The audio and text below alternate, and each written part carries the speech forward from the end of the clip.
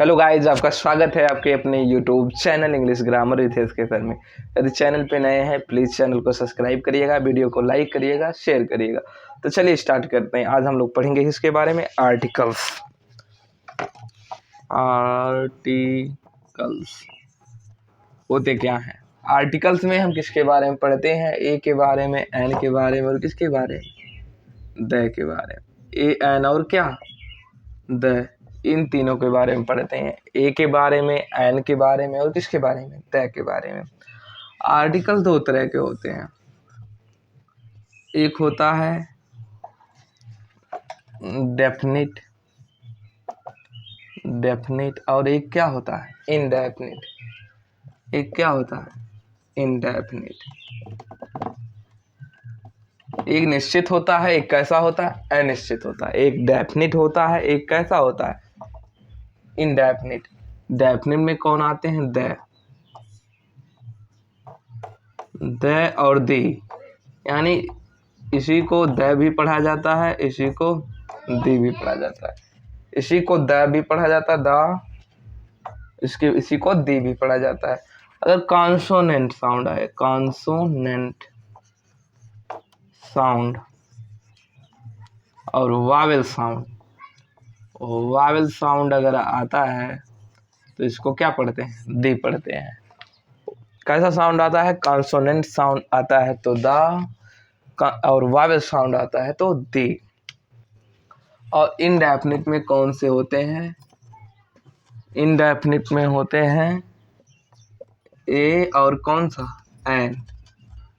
ए और N. Indefinite में the और इसी को दी भी पढ़ा जाता है। इसी को द और इसी को दी भी। अगर कॉन्सोनेंट साउंड आता है तो द, अगर वावेल साउंड आता है तो दी। ए का प्रयोग हम लोग करते हैं कॉन्सोनेंट साउंड के लिए और इसको वावेल साउंड के लिए। और वावेल साउंड के लिए एन का प्रयोग, कॉन्सोनेंट साउंड का के लिए ए का प्रयोग। इसके लिए आर्टिकल में ए, एन और द हम लोग पढ़ते हैं। डेफिनिट के लिए द का पढ़ते हैं द, जिसे दी। कॉन्सोनेंट साउंड के लिए द और दी वावेल साउंड के लिए। इनडेफिनिट में ए और एन के बारे में पढ़ा जाता है। कॉन्सोनेंट साउंड के लिए आ, वावेल साउंड के लिए एन। अब वावेल में कौन कौन से साउंड होते हैं? वावेल वैसे तो इंग्लिश में वावेल इंग्लिश में जो होते हैं vowel A, E, I, O, U, इसके अकॉर्डिंग हम फॉलो नहीं करते। इसके अकॉर्डिंग हम लोग ए, एन का यूज नहीं करते हैं।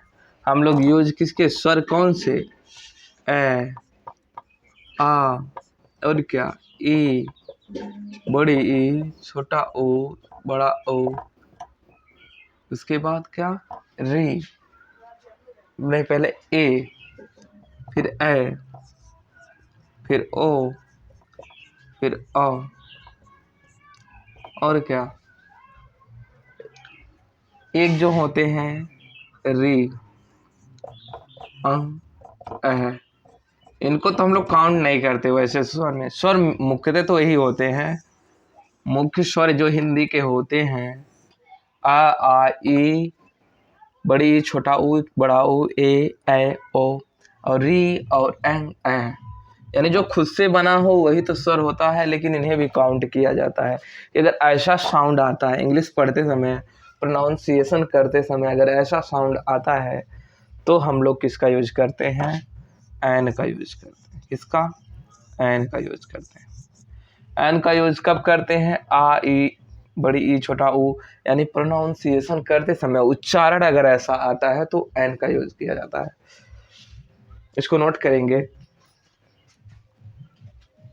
जैसे एग्जाम्पल हम लोग कुछ देखें, प्रोनाउंसिएशन करते समय ऐसे अगर आते हैं तो हम लोग यूज करेंगे। जैसे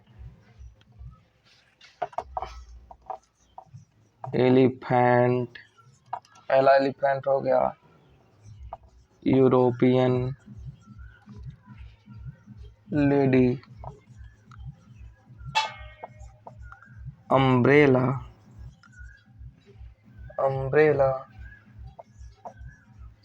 university, university, hour, honest boy, school. इसमें हम लोग ध्यान से देखेंगे, जब हम इसका प्रोनाउंसिएशन करेंगे तो क्या होता है, एली, ए से स्टार्ट होता है, इसको, इस साउंड को हम लोग काउंट करेंगे, एलिफेंट। इस वजह से हम लोग क्या यूज करेंगे, एन। यूरोपियन, यू से स्टार्ट होता है, यानी ये क्या है, ये व्यंजन है, स्वर नहीं है, व्यंजन है, तो किसका यूज करेंगे, एन का, ए का यूज करेंगे। यानी अगर प्रोनाउंसिएशन करते समय स्वर अगर आता है, हिंदी का स्वर आता है, तभी एन का यूज किया जाता है, नहीं तो एन का यूज नहीं।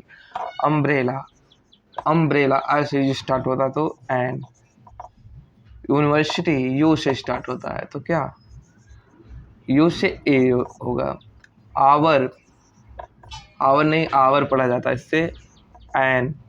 ऑनेस्ट, ऑनेस्ट होता है, ऑनेस्ट, इस वजह से एन। स्कूल, ये तो आधा से स्टार्ट होता तो ए। यानी अगर वावल्स साउंड आता है, हिंदी का वावल साउंड हम लोग प्रोनाउंसिएशन करते समय, तो एन का यूज किया जाता है, नहीं तो क्या, ए का यूज किया जाता है। इसका यूज किया जाता है, ए का यूज किया जाता है।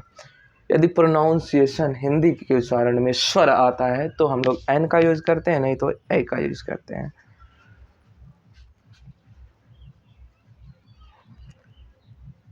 और ए एन का यूज बहुत सारी जगहों पे है, जो हम लोग जिस जगह करते हैं, जैसे use of before any singular countable noun, use of a an. ये तो सिंपल था कि प्रोनाउंसिएशन करते समय हिंदी का वावेल अगर आता है तो एन का यूज करते हैं, नहीं तो ए का यूज करते हैं। ये सिंपल हम तो ऑलवेज पढ़ते हैं। और use of a and an, इसका यूज किस जगह किया जाता है, before any singular countable noun, before any singular countable noun, किसी भी जिसको हम गिन सकते हैं, जितने भी काउंटेबल नाउन है उसके पहले हम लोग ए एन का यूज करते हैं। जैसे my father gave me a piece of advice, a piece of advice,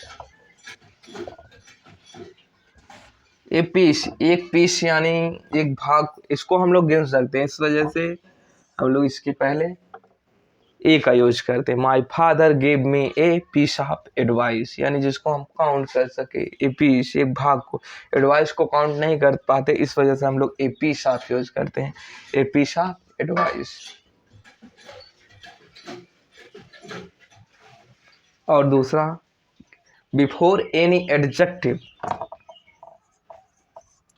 before any adjective, जैसे example, Rahul is a handsome boy, Rahul is a handsome boy. Handsome से पहले हम लोग क्या यूज की, ए का यूज किया। क्यों यूज किया, क्योंकि हैंडसम एडजेक्टिव से पहले हम लोग यहाँ नहीं यूज करेंगे नाउन, नाउन से पहले अगर एडजेक्टिव आया है तो हम लोग आर्टिकल का यूज एडजेक्टिव से पहले करते हैं। तो Rahul is a handsome boy. Please अगर चैनल पे नए हैं, चैनल को सब्सक्राइब करिएगा, वीडियो को लाइक करिएगा, शेयर करिएगा। तो वीडियो को एंड कर दे। Thank you.